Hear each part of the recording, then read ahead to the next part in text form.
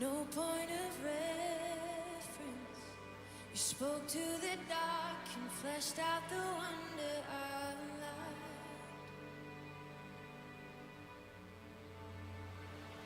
And as you speak,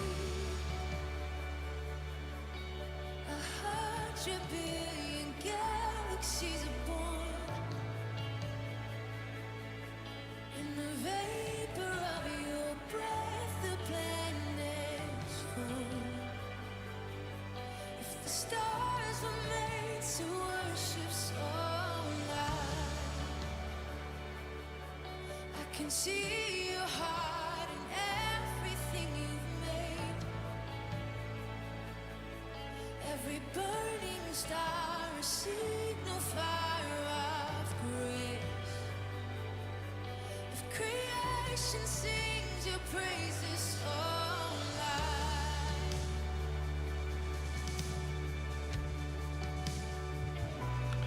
Just tell me when it's 6:30. I'm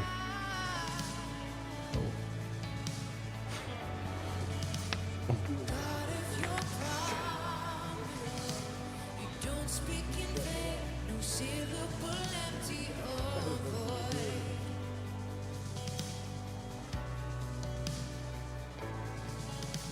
For once you have spoken, all nature and science follow the sound of your voice. And as you speak, 100 billion creatures catch your breath, evolving in pursuit of what you say. If it all reveals your nature so alive, I can see your heart in everything you say. Every painted sky, a canvas of your grace. If creation still obeys you so loud,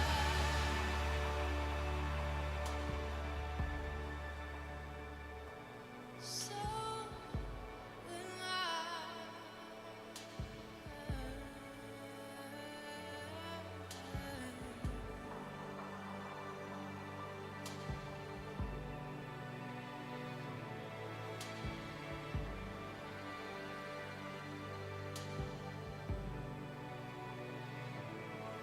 If the stars our praises still fall shine,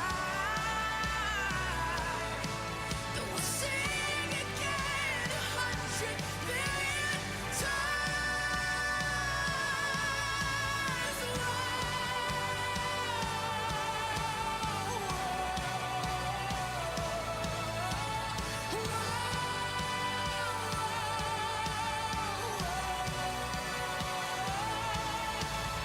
God of salvation, you chased down my heart through all of my failure and pride.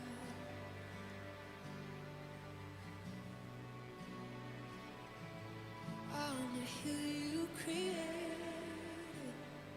the light of the world, abandoned in darkness to die.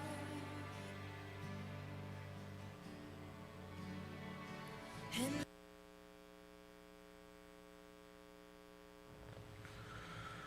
okay. Well, welcome, and we apologize for a little bit of a delayed start. Those of you who are greeting, or those of you who are with us online, I want to welcome you to our Facebook Live Q&A session.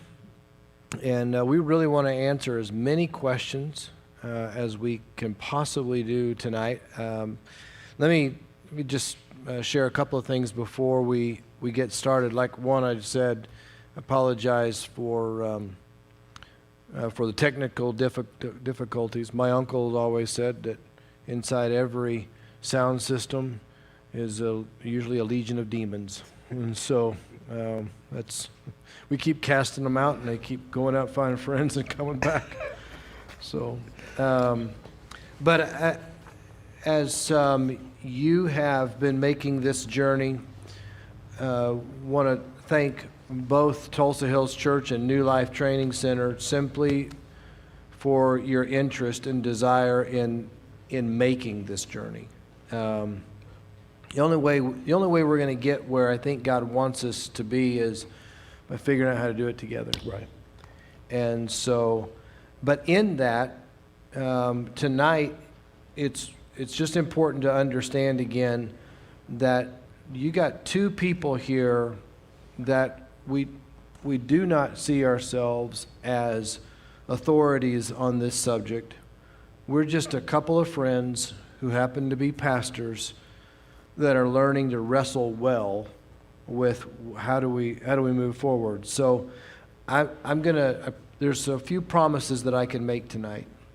And one of I think the most consistent promise is I'm probably going to say something, and Marcus is going to say something tonight that you're going to agree with.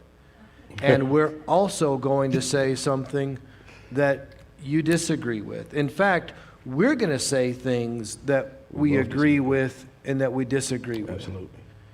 And so that's part of finding the way forward in this.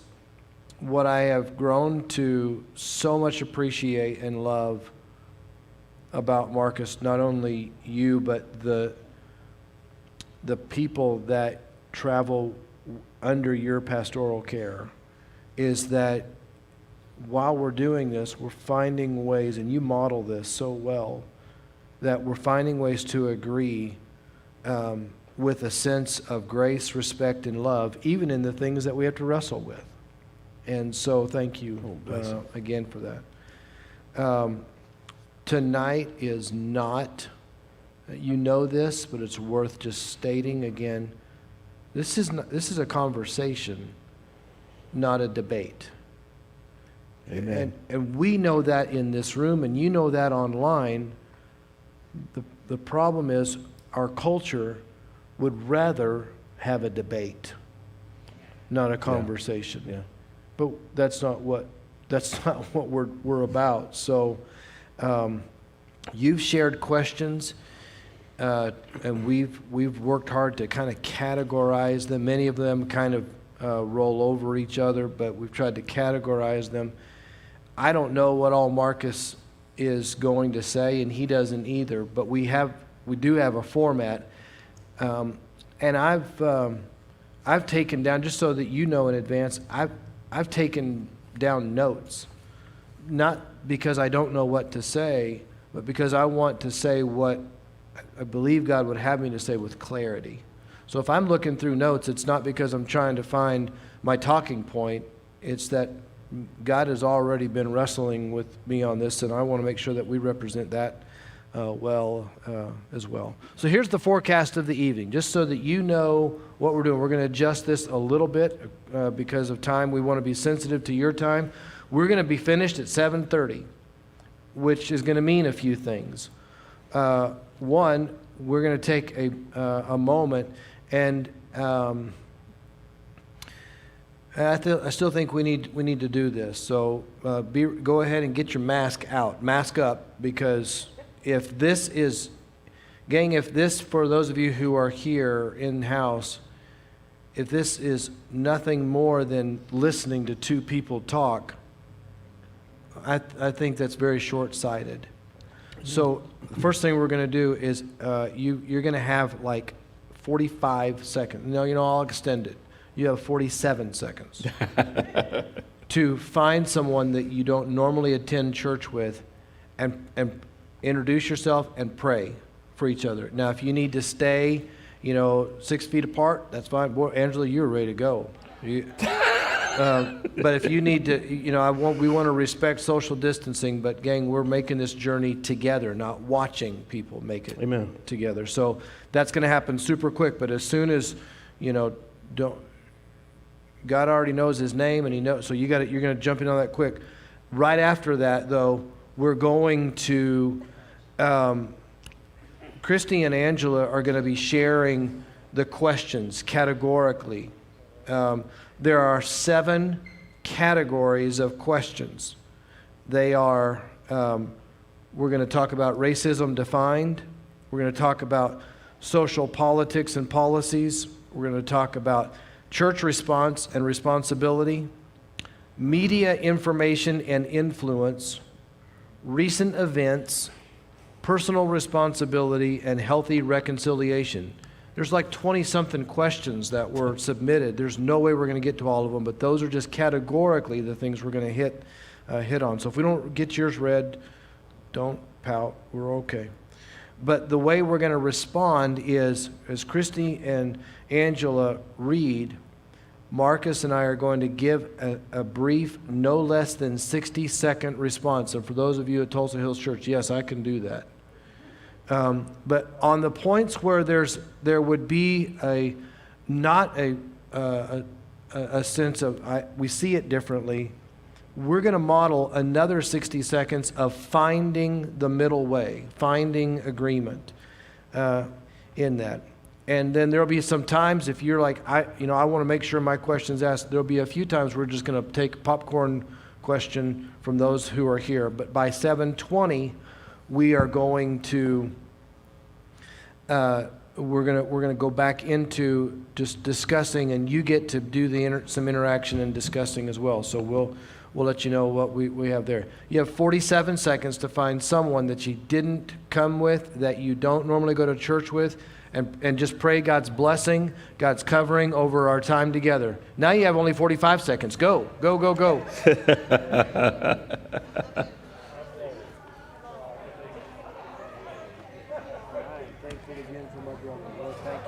Yes, God bless.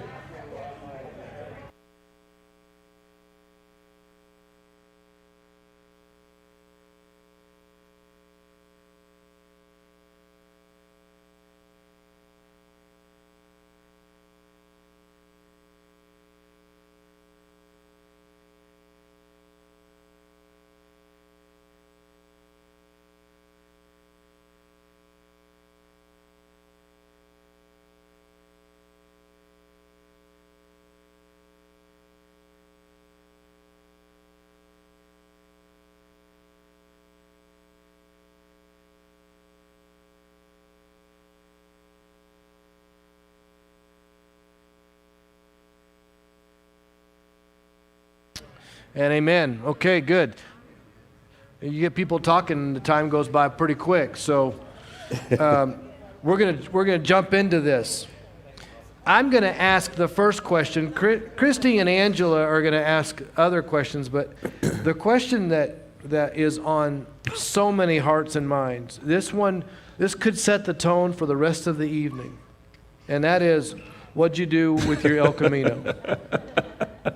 Oh, gosh. So on that Sunday, we actually told the story about me and my El Camino. Actually, I got the El Camino towed home, but later I ended up giving that El Camino away to a group, an organization that actually helps out, I forget what kind of people, they were homeless people or something of that nature. And so we gave the car. Katrina, thank you so much. It was right around the time of Katrina, so we gave that car away, and so it went to them to a good cause. So. This thing's over. I mean, you give cars away. I got nothing. So it didn't surprise me, though. Okay, Christy, Angela, hit us. All right, Pastor Jim, thank you. The first question is in regards to racism defined. And the question is, it seems like differences of opinion is often accused as racism. How can we speak about our difference of opinion and not be accused of racist? Okay. It's a great. And I already decided we drew straws. Marcus gets to go first, so jump I in. don't remember drawing any straws, first of all. Well, they were in my office when I was alone. But First, I do believe that there's going to always be differences of opinions.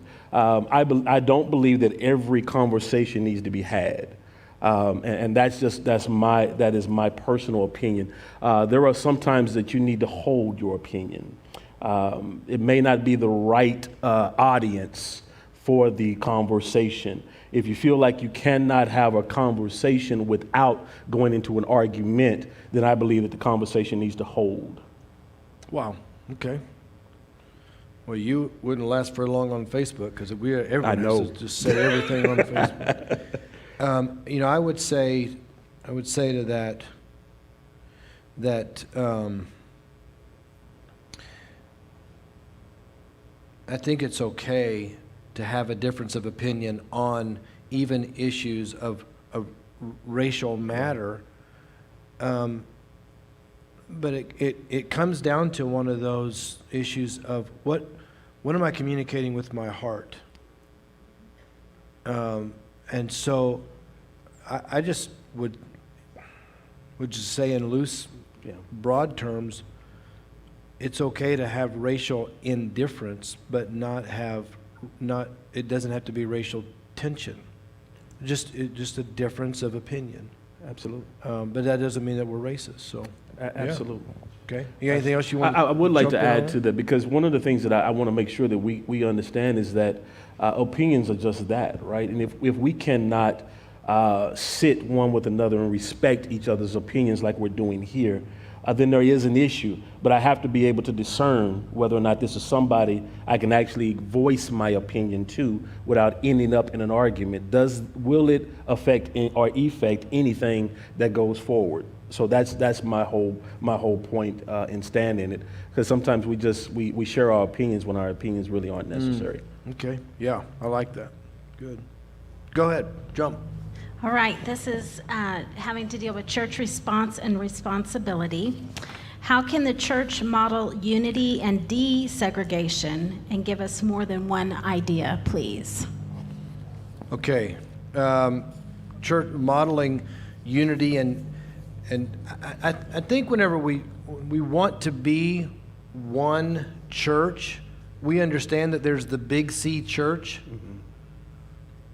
But in issues of race, there's an issue of culture, in issues of doctrinal distinctions, having differences of approach shows I just keep going back to what Paul says in Ephesians. He says, in the church, the manifold wisdom of God is made known to the authorities.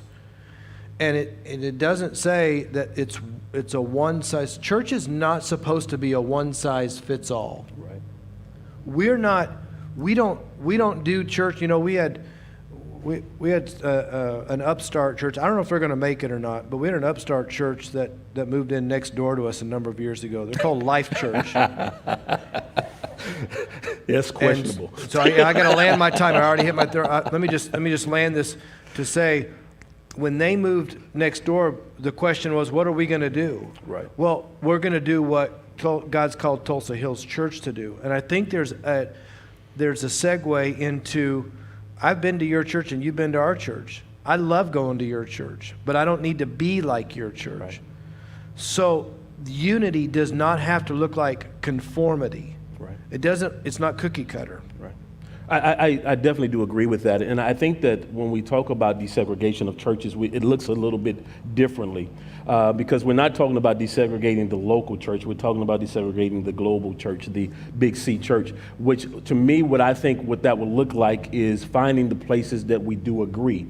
Tulsa Hills and New Life Training Center, we agree on worship. We can come together, we can worship, right? We don't necessarily have to deal with doctrine. We can come together to worship.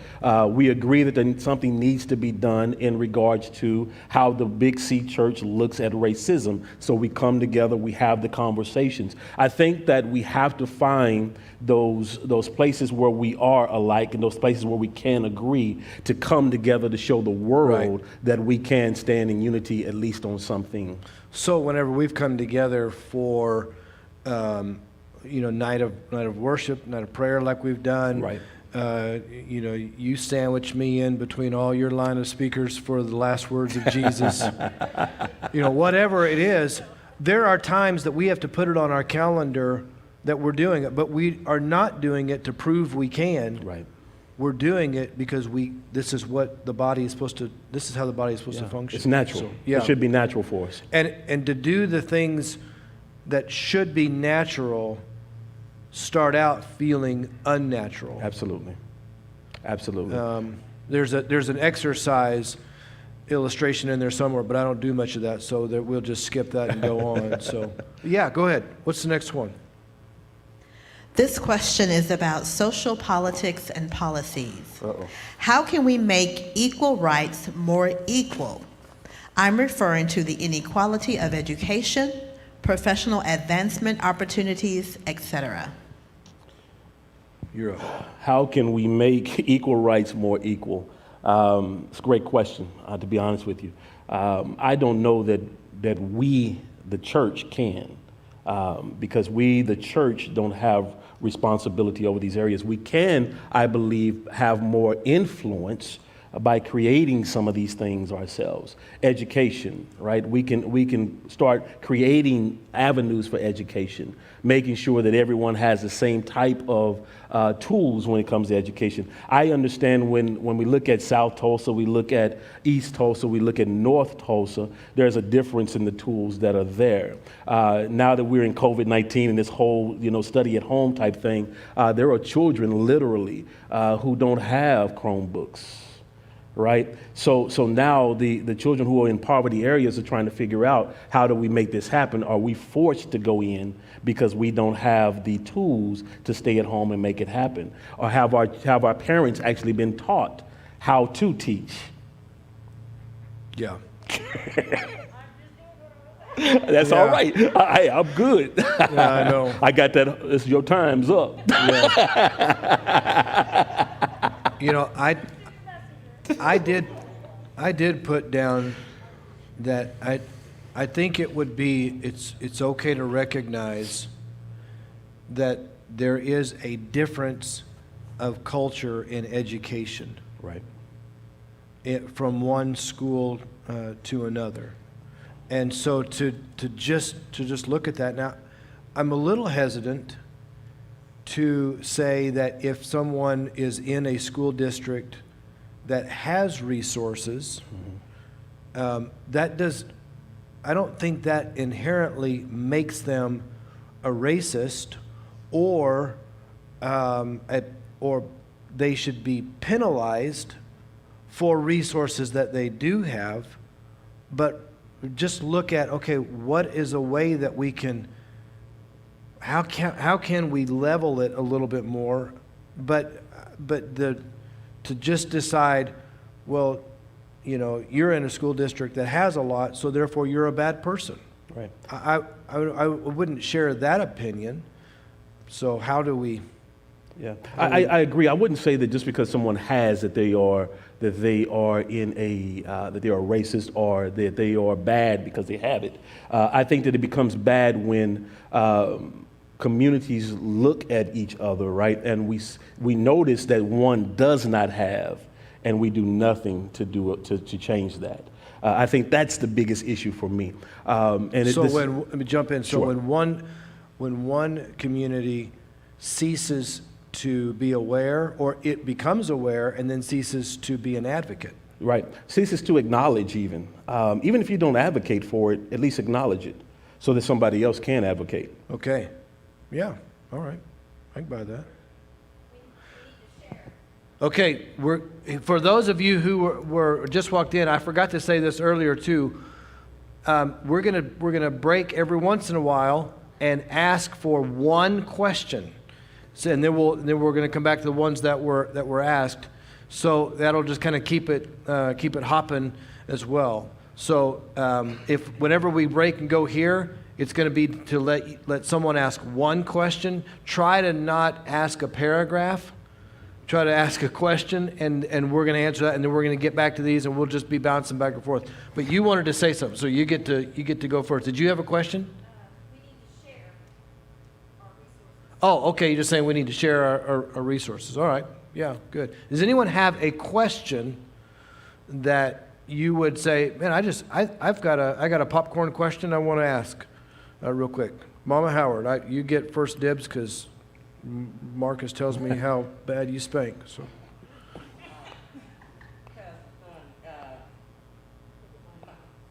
And for those of you online, I'm going to repeat the question. So.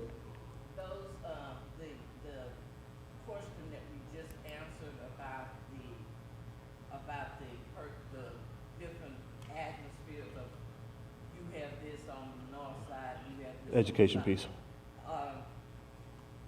And on that question, I don't think it doesn't have anything to do with the person itself.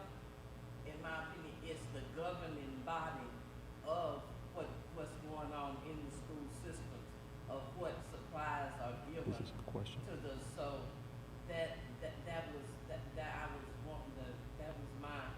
So you had Your question or? now see, Marcus said that, not me. I'm just going with what you're saying. Marcus is saying, is there a question in there? I'm just hearing what you're saying. So we'll take him out and beat him later. It was just that.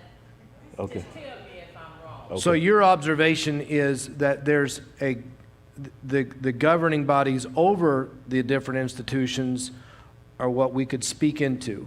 Right. Is that, Right. I'm saying that right? The people, because the people don't control what they get in their school systems, the governing body. Okay. A student or a parent or a family, they don't get to decide. They receive what's has been decided. Right. Which probably would be why people would make a decision to go to a certain school district if they have opportunity to do so. So, okay, good. All right, let's jump into some more questions, and then we'll take some of yours here in a minute. I hope you guys are having a good time. We are. Okay, this is pertaining to recent events. Would we have violence in the streets if there was no history of racism in America beginning 400 years ago? I believe you're first this time, sir.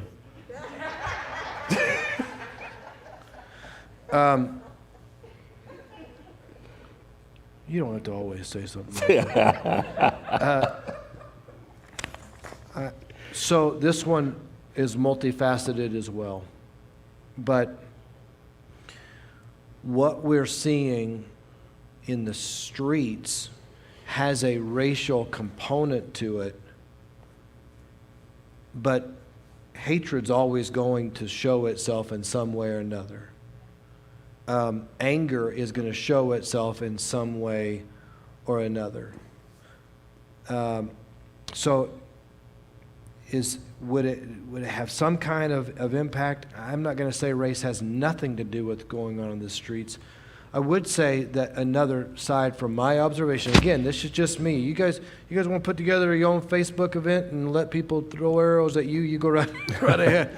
But this is one of my concerns, is that the violence that's taking place in the streets is crowding out and becoming more noise than the issue that they're trying to address. So well, we'll probably get into media, but that's my concern, is the violence in the streets becomes more of a focus than the issue that we're trying to seek healing from. I agree. Would violence still exist? Yes. Violence has been around. There was violence with the first two brothers on earth. So I think that doing away with racism, if racism did not exist, violence would still exist. Because as long as there's two different people, there's going to be issues. And how we handle our issues is always differing. So I believe that that's not going to handle the violence. It would handle the violence that we're seeing right now, as Pastor Thornton said. But to answer the question, yes, there would always be violence. We're not going to do away with violence. There's always going to be wars and rumors of wars. Those things are not going to change. But it's really, to me, I believe that we really have to make sure, because I definitely do agree with Pastor Thornton, in how we magnify what happens in the streets. We have to be very careful, especially in the church, in how we allow it to be magnified inside the house. Are we handling it the way it should be handled? Are we addressing it the way it should be addressed? Wow. Angela. No, it's Christy's turn. This question is about personal responsibility. Do you stand up for what you believe when others around you say racial things, tell racist jokes, or make racial assumptions? Oh, Lord. Okay, so I believe I got to go first this time. So do you stand up for what you believe when others around you say racial things? Absolutely. Absolutely. I do not sit passively by and allow people to speak wrong. I don't care what race it actually is, right? It could be about blacks, it could be about whites, it could be about Mexicans, it doesn't really, Hispanics. It does not matter when wrong is wrong. I don't allow negative talk against anyone around me, period, without addressing it. I have been known to come very close to causing scenes myself and had to catch myself, right, because I see people being misused. When I see waitresses or someone talk to someone in a way that they shouldn't be talking to them, I will stand up for them. I believe that it is our responsibility as the body of Christ to always stand up for those who are weaker than us. That is my stance. It always has been my stance, and it will continue to be my stance. I don't care what the color may be. If something is done wrong, I'm going to stand up for it. And especially if we're talking about just idle talk, I will correct it even in a heartbeat, even if it's a conversation that I'm not included in. I will address it. And sometimes, unfortunately, at the risk of causing issue for myself.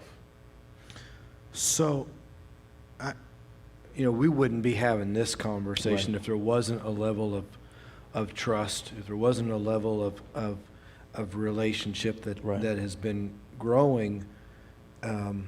And I don't remember this. I don't remember the statement, but when I read this question, I was reminded of whenever we were planning that event with a number of churches a couple of years ago, and we were trying to do our homework in advance, and we met back in the conference room, and I think it was one of the folks that came. I thought it came from Okmulgee, but I don't know that for sure. I know we had a number of churches that came.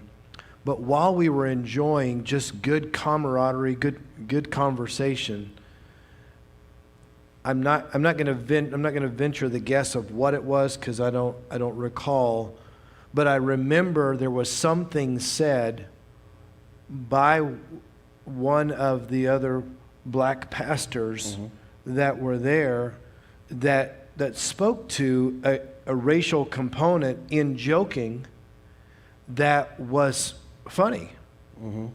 I think it was something, I honestly don't remember, it was something to do with food or something, but something was said, and it kind of broke the ice, like, Right. okay, so we can enjoy humor in this. Right. And I got to tell you, I don't know where the line is between, because you and I have talked, we talk at Panera, and there's times, we'll say something that's like, man, if someone else said that, Absolutely. that may be a heresy thing, but Absolutely.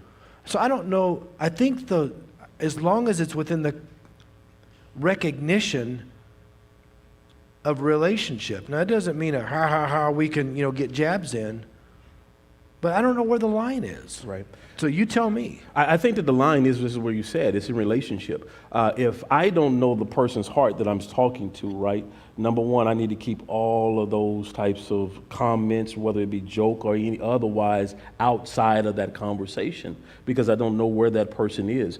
In a relationship, there are some truths that I can speak, right, that may sound like it's a racial pun or whatever the case may be. However, these things are truths, but we can talk about these things and kind of lighten up the atmosphere with them because of our relationship. But I would still not dare even have a joke that has the tendency to cause a anger spark with That's it. you.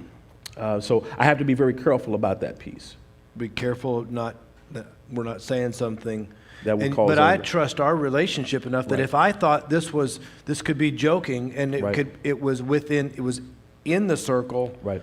our relationship, you could say, you know what, Yeah. you just colored outside the circle. Yep, and it's very dangerous. It's a very dangerous line. It really is, to be honest with you, because you really don't know. Because you got a lot of things you got to deal with. You got to deal with time. You got to deal with current events. You got to deal with attitudes and atmosphere. Of And that everybody we just live in a culture of offense. moment. Right. The tension is high. So navigate that relationship. Yeah. Got to have a relationship. Yep. Okay, this is pertaining to media, information, and influence. It kind of has two parts to it. What role has the media played in dealing with racial tension? In what ways have they exposed the issue, and in what ways have they inflated or tainted the issue? So media, what does media do with this? I can't find my media. There it is, media notes. I can say this without having to look at my notes. But again, this is just me personally. But I don't trust the media near anymore like I once thought I could or should. I just don't. And I'm not saying I don't trust that media outlet. I just don't trust media. I'd say that 10 seconds, they can give the information inside of 10 seconds, figuratively speaking. After that, it's just commentary. And it's not just what is said. The rest becomes an attack, innuendos, and ignoring other aspects of the bigger story. And it goes both ways. This is politically, we don't have to put, we know what news outlet fits the narrative that we're prone to. And I don't trust any of it.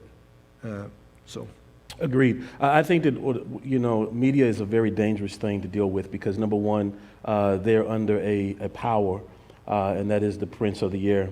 Media is under the prince of the air. And so we have to be very careful with them. I think there is a big difference between giving information and trying to influence opinion. I believe that the information is necessary, but when you continue to give certain angles, right? Whenever you continue to do certain angles, what you're doing is you're trying to formulate an opinion and you're trying to aggravate a culture. Literally, that's what's happening. So that's why you will show certain things and certain things only over and over again, because you're trying to get into the mind, into the psyche of the culture that you want to cause rage so that there could be an issue, so that media has something else to chew on. It does not say, I believe the information is very necessary. We need the information. Yes. We have to be very careful, though, in how we receive the information. Once I see it once, I don't want to see it again. Right? I don't want to see it again. And my people will tell you, I don't look at it. They can send it to me all they want to. I'm not looking at it because I have the information already. I will formulate my own opinion now. And for me, I've had to be careful to recognize what is the emotion that is starting to well up in me when I'm watching. Right. I mean, I'm a recovering talk news junkie. But God has broken that addiction pretty well. But it's, what emotion am I experiencing? If it's just anger, Yeah. then why do I want to subject myself to the next 15, 20 minutes, 30 hour, and then hear the next person just stir it up even more? Yeah. If we're stuck on anger, that's the thing we have to make sure that we do, right? So if I feel myself getting stuck on anger, I have to turn because anger is not going to do anything for me. The Bible says, be angry, but sin not. But if I continue to stay in a field of anger and my anger keeps rising, right, I have no choice but to sin, because what's going to come next is going to be judgment.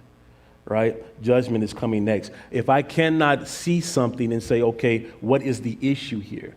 And immediately in my heart begin to dig to figure out what is the issue, then I have a problem. I'd love news to offer I don't know that I agree with that. I'd love for there to be a way that there could be some objective opportunities for solution. But maybe that's not even what news is supposed to do anyway. I don't know. I'm not sure if I agree with what I said, so we'll just move on.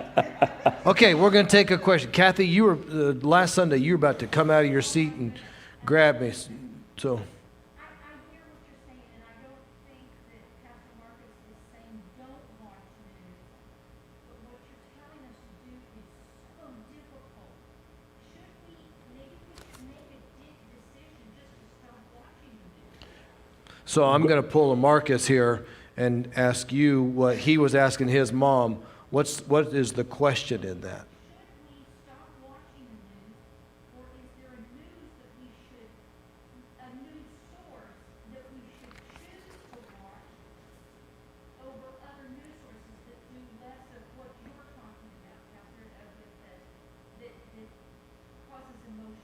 Right.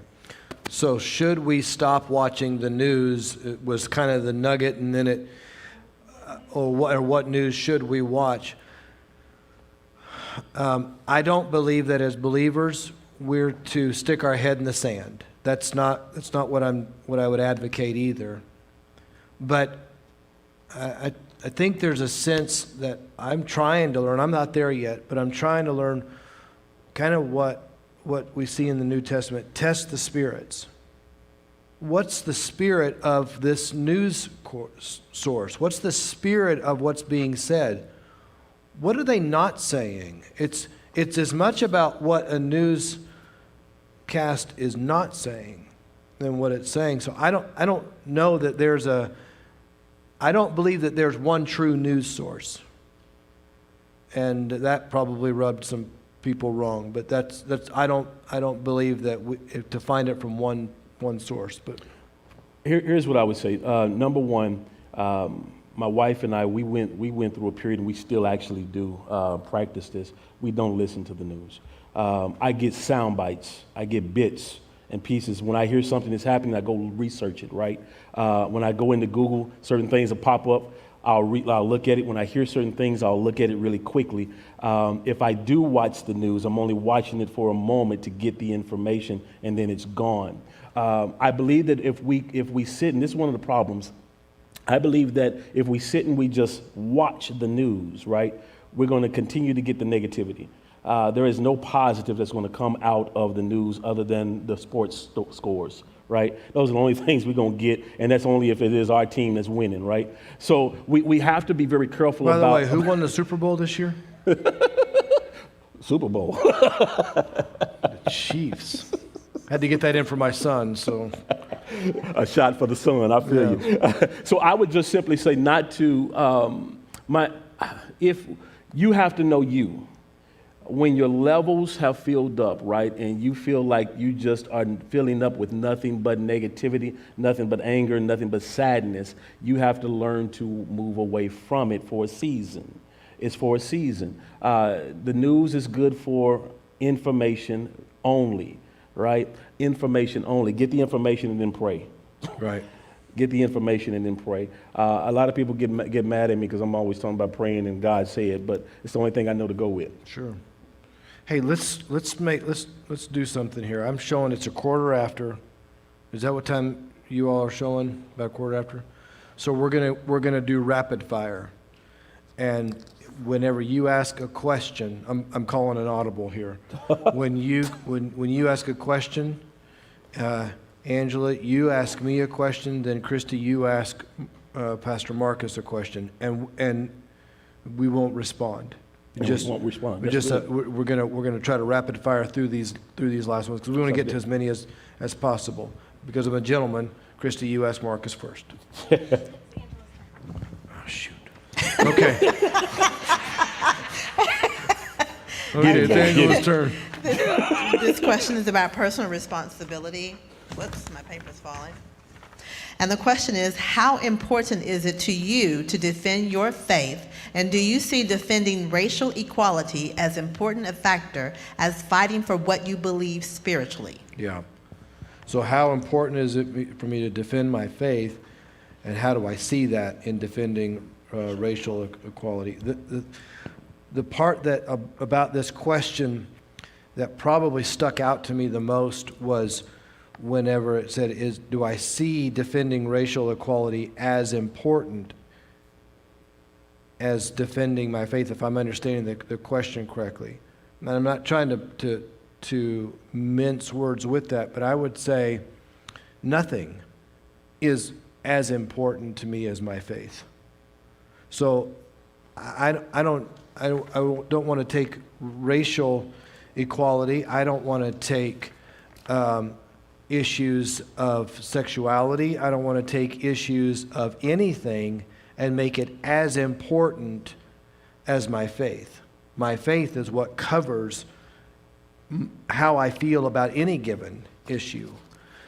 That said, as I just put down, my faith is to determine how I see. I am learning to recognize the importance of how I see racial equality out of if I say this about my faith, what are the implications that I'm now ready to consider?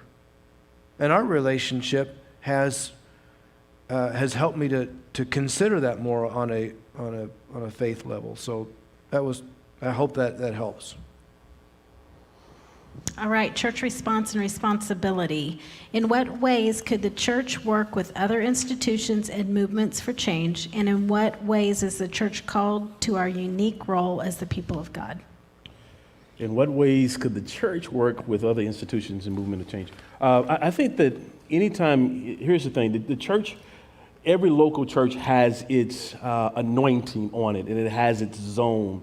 And then there are the other areas in which help support what we do, right? So whenever a church sees a movement that is a godly movement, we need to be in support of that.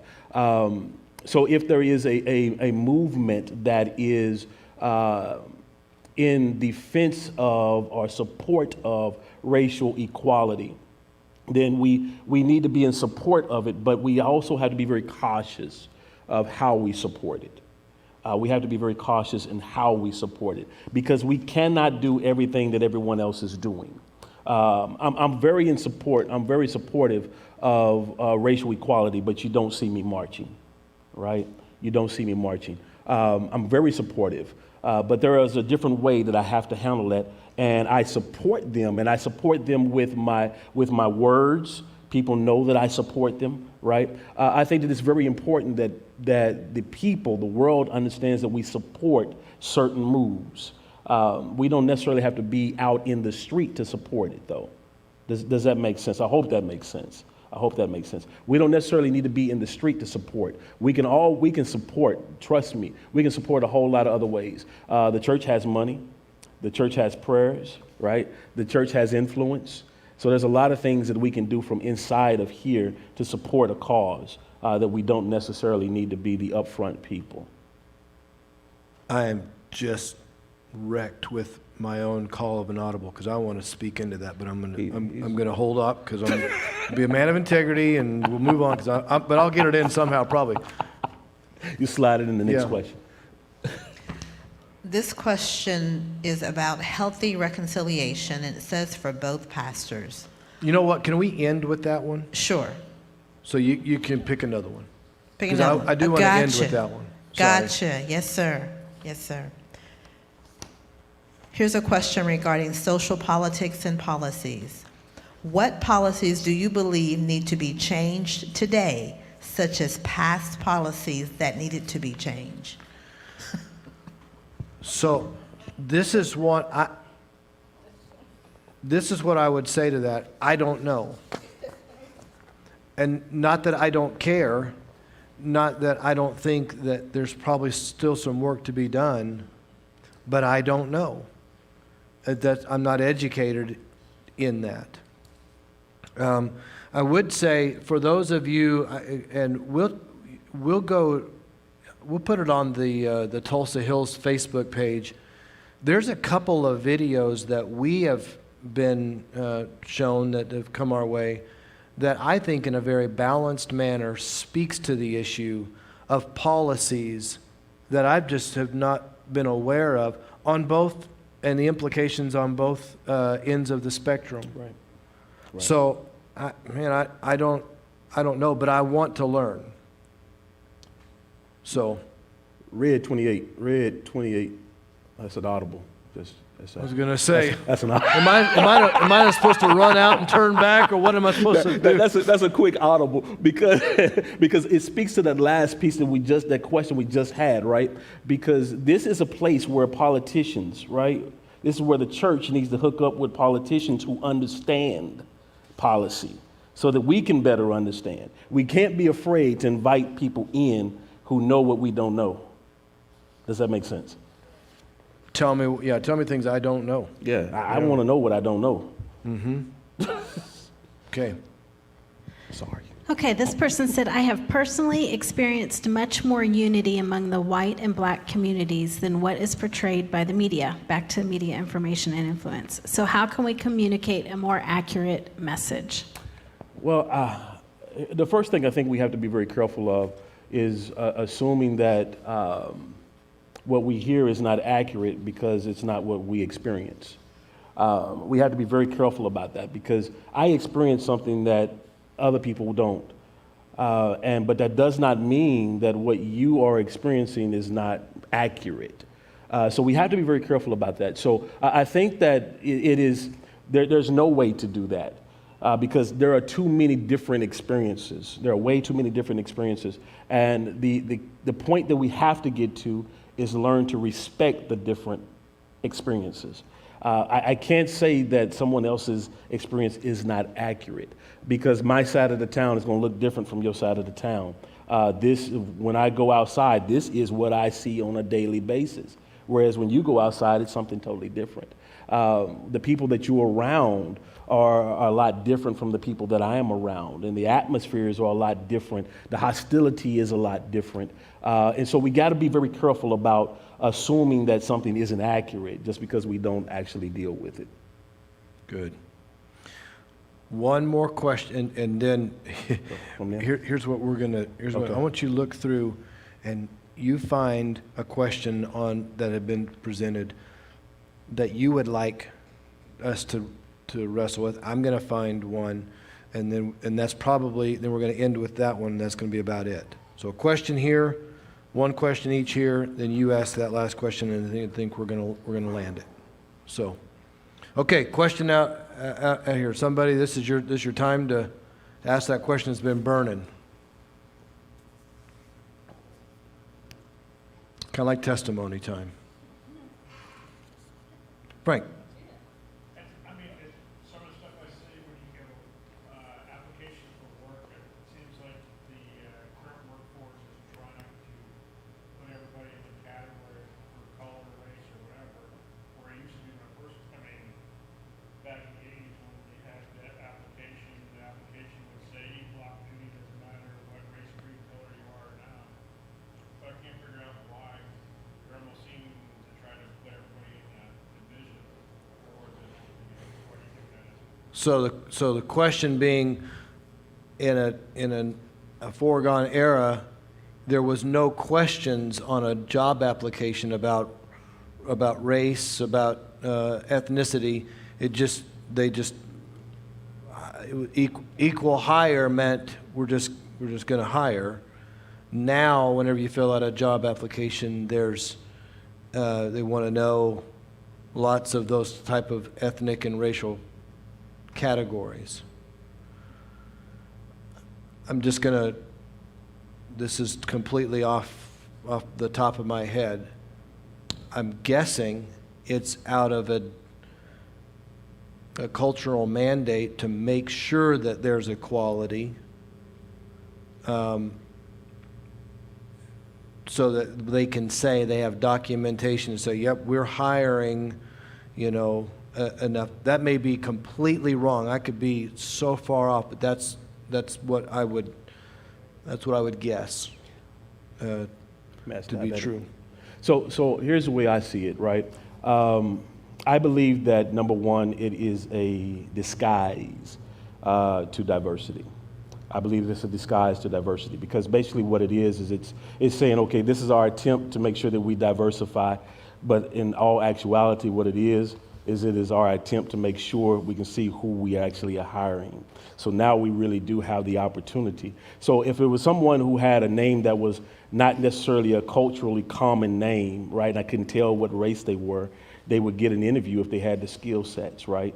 So now, depending upon who I am as an interviewer, right, now I look at the checked box. So who is this person, right? Either way, it really doesn't matter to me. So I don't think that it's literally, when we start looking at things, we start looking at check boxes, and if we say that it does not influence us, that it does not influence it at all, then I think we're really not telling ourselves the truth. I don't believe we're telling ourselves the truth. We must begin to be honest with ourselves. When we see a checked box, there are certain things that cross my mind.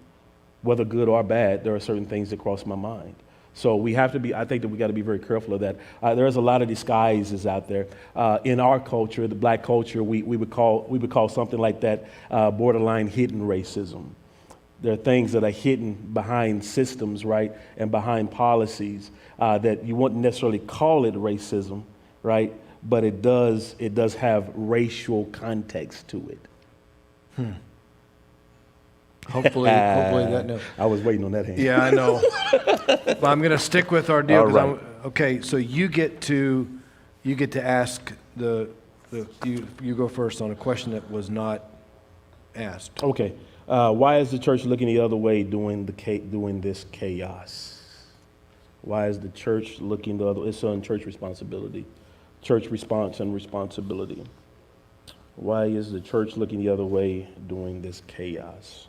And you're wanting me to answer that. Okay. Well, I can answer it. If we could probably keep our answers pretty Okay. brief, but I think it would be good to both speak into Yes. these things. And so I would say, I don't know that, I didn't quite understand where this question came from, because I don't know that I see the church looking the other way.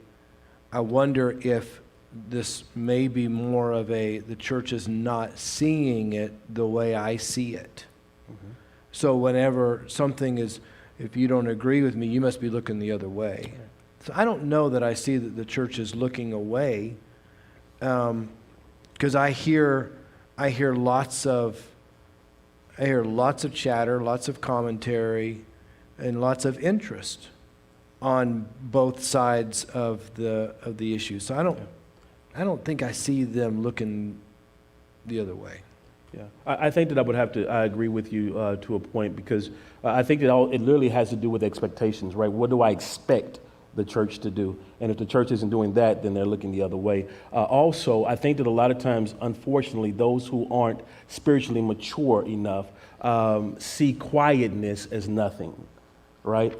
But the spiritually mature must sit first, right? The spiritually mature sits first, because number one, we're making sure that we do not speak or react out of emotion and flesh. We must hear what the voice of God says for us to do, because anything the church does reflects the church. As a pastor, I have to be very careful. I can't afford to emotionally react, right? Must make sure that spiritually I'm on point. My church will tell you for a while I said nothing. And I told them I wasn't saying nothing. And I told them why I wasn't saying anything, until God gave me the release to begin speaking. That goes back to what you said earlier. Not everything that we're thinking needs to be said. It needs to be said.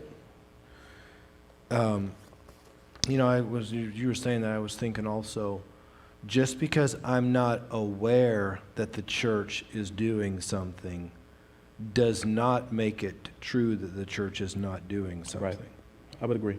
I've not asked, so I would ask, a contextual would be, what's the church doing in Portland right now?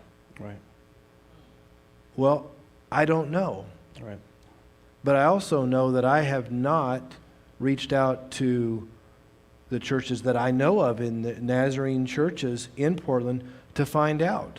Yeah. So it would be easy for me to think they're doing nothing because they're not making the news. Right. And we're so addicted to news that we think if the news is showing it, then that's what's happening. There's always going to be kingdom work that doesn't make the news. It will never make the news. Okay, so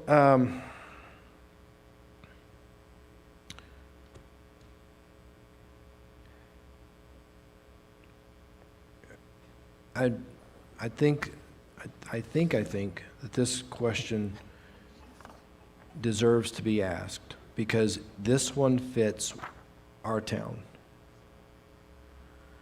And it was a long question. I'm going to paraphrase it down, but there was a lawsuit that was filed that dealt with the tragedy that took place in 1921 with the Tulsa. Some are calling it the Tulsa Race Riots. Some are calling it the Tulsa Race Massacre. I wasn't there, you weren't there. But what we can agree on is that was a bad chapter in Tulsa's history. And there's facts that might be known, there's facts that might not be known. Right. Whenever the lawsuit is talking about compensation, repayment of, and all of the details that go into this, including tax and scholarship benefits for the next 99 years. Now, I've not read the lawsuit. Right. I'm not knowledgeable. But just as a matter of principle, how do you wrestle with this? Well, I tell you what, to be honest with you, I don't wrestle with this one much at all.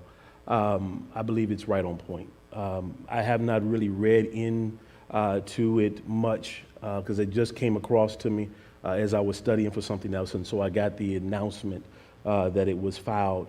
But one thing that I will say is this, right?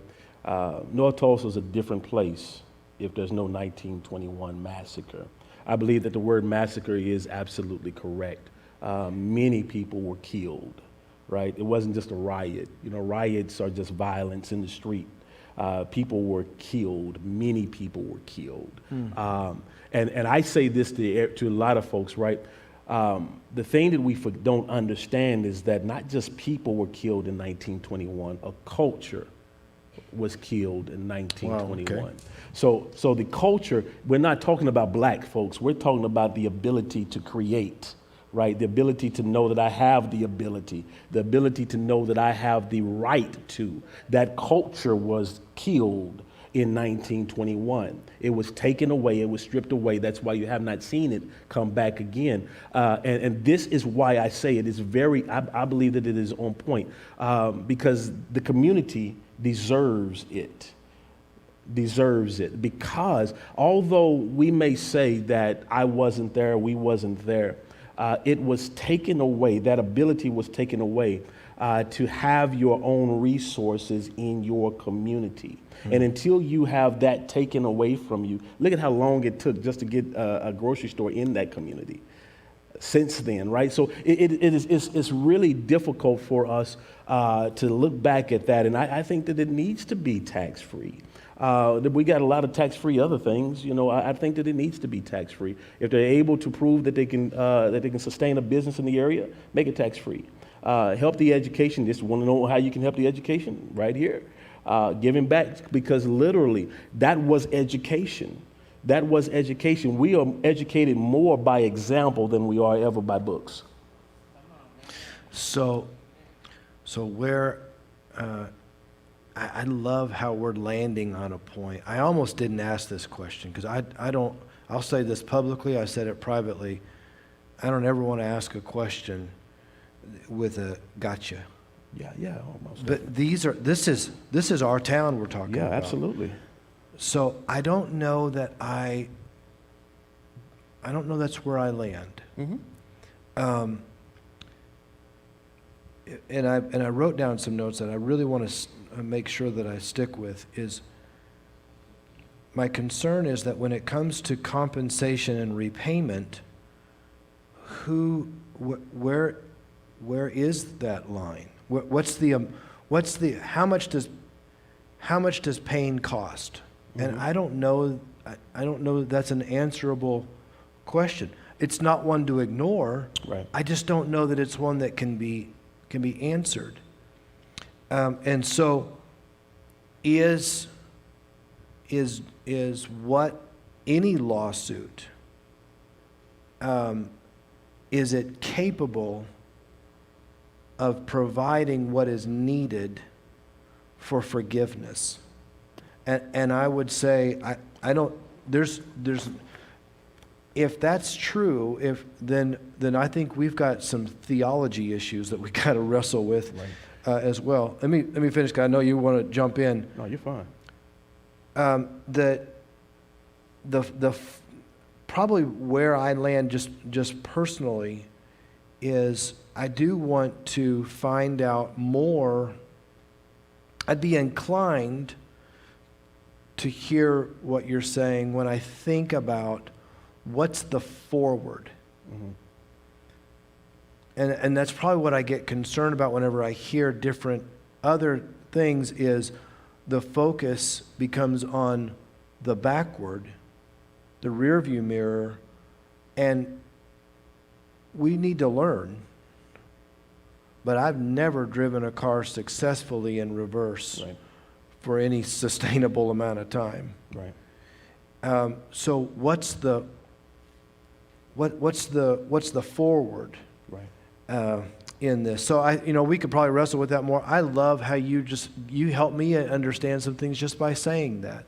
It just kind of rounds it out for me a little bit more. Angela, oh man, we went past. Okay.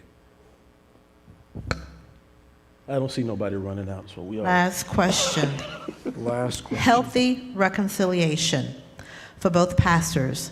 What does reconciliation look like to you as a pastor that happens to be black, as a pastor that happens to be white?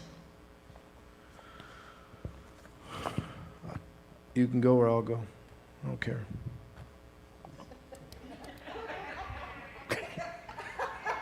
Yo, church. Okay, we'll get off that. I think reconciliation is bonded to relationship. I've got to care. And not just say I care, but I got to care to the point that there's things about your experience that grip my heart. I may not always see it. We're not going to always see. We haven't had the same experiences. But I will not allow my lack of understanding to be what keeps me from caring about making this journey together. And my hope is that you or anyone else that I travel with would feel the same way, that you would care enough about what I bring to the table, that commitment is what moves us forward as well. It has to be a mutual relationship that plays out in some tangible ways, but I got to care about Marcus, not just care about a community. I got to care about the individuals, because that's what's going to bond me to it, is when I've got names attached. Right. So I agree totally. Reconciliation, when we understand what reconciliation is, it's all about relationship, bringing a relationship back to a place where it can be productive. And I believe that for me as a pastor who happens to be black, it looks the same as regardless of what color I was, right? So to me, what reconciliation looks like to me is, again, we are, me and whomever, right, who may have had differences, we've decided to bring our differences to the table, understand that these are differences, and understand why we have these differences, but then continuing to move forward, holding hands moving forward.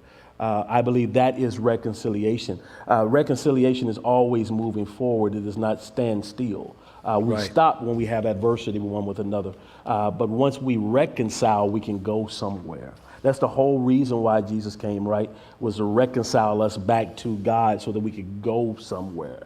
We were going nowhere, right? And so that's the same thing. That's why I love this relationship, because we have decided, right? We never had any issues with one another, but we decided that there was issues on both sides of the table that we needed to be responsible for bringing to the middle table figure it out. And dealing with it together.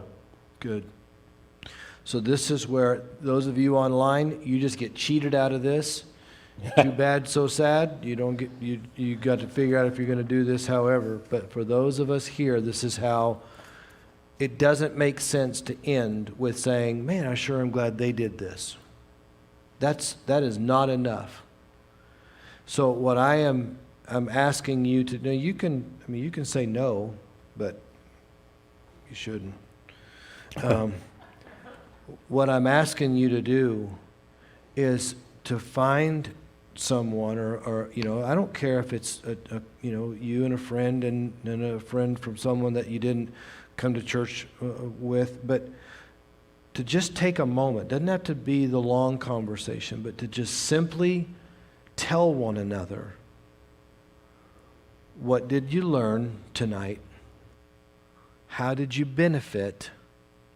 And how are you going to put this into action? Let me say this one again so you can let it start sinking in. Tonight, not necessarily what did the Holy Spirit show you? What did you learn? How did you benefit from tonight? And how are you going to put this into action? Without that, this was just theory.